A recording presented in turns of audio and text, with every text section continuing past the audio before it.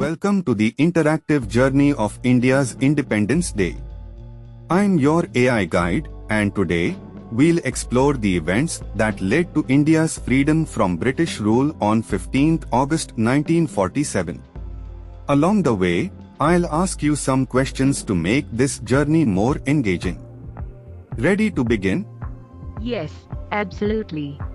Let's do this. Great. Let's start by traveling back in time to the year 1857. This year marks the beginning of what's often referred to as the First War of Independence, or the Sepoy Mutiny.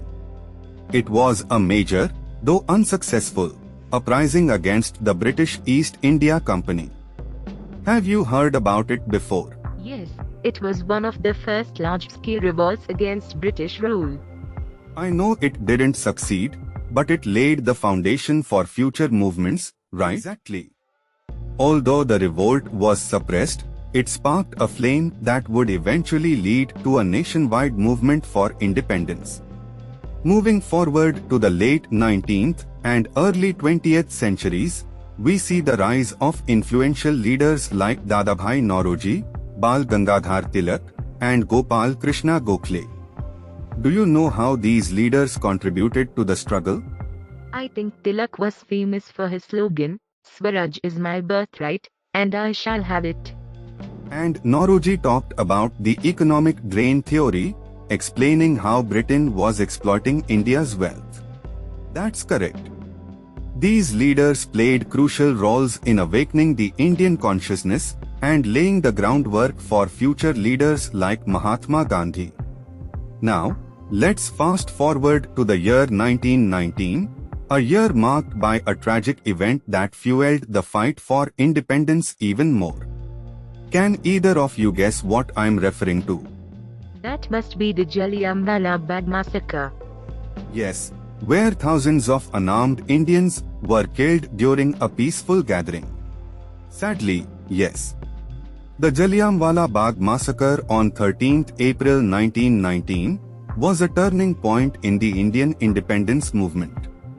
It galvanized leaders and common people alike to push harder against British rule. From here, we see the rise of Mahatma Gandhi and his philosophy of non-violence, or Ahimsa. Gandhi led several key movements like the Non-Cooperation Movement, the Salt March, and the Quit India movement. What do you think made Gandhi's approach so effective? His commitment to non-violence was unique and powerful. It drew widespread support from people of all classes. Plus, it put moral pressure on the British. The world couldn't ignore what was happening in India. Gandhi's leadership, combined with the efforts of countless other freedom fighters, eventually led to India gaining independence. Now, let's talk about 15th August 1947. Do you know why this date was chosen for India's independence? I have heard it was the same day that the Japanese surrendered in World War II, but I am not sure if that's true. I think it was just a date set by the British, but I'd love to know the real reason. You are both touching on aspects of the story.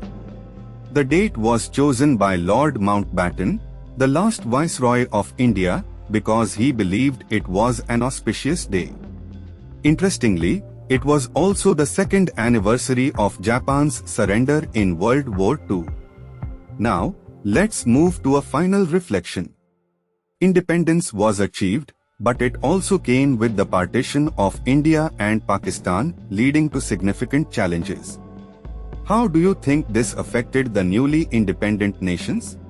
It must have been incredibly difficult, with the mass migration and violence that followed.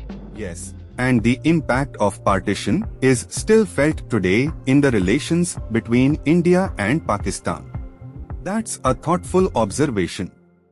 The partition was indeed a tumultuous time, but despite the challenges, India has emerged as a strong and vibrant democracy. As we conclude, remember that India's struggle for independence was about more than just breaking free from colonial rule. It was about establishing a nation based on freedom, unity, and diversity, values that continue to shape India today. Thank you both for joining me on this journey. Any final thoughts? It's been really insightful. I feel like I have learned so much. Same here. It's amazing how much history shaped the country we know today. I'm glad you enjoyed it. Happy Independence Day, and may the spirit of freedom and unity continue to inspire us all.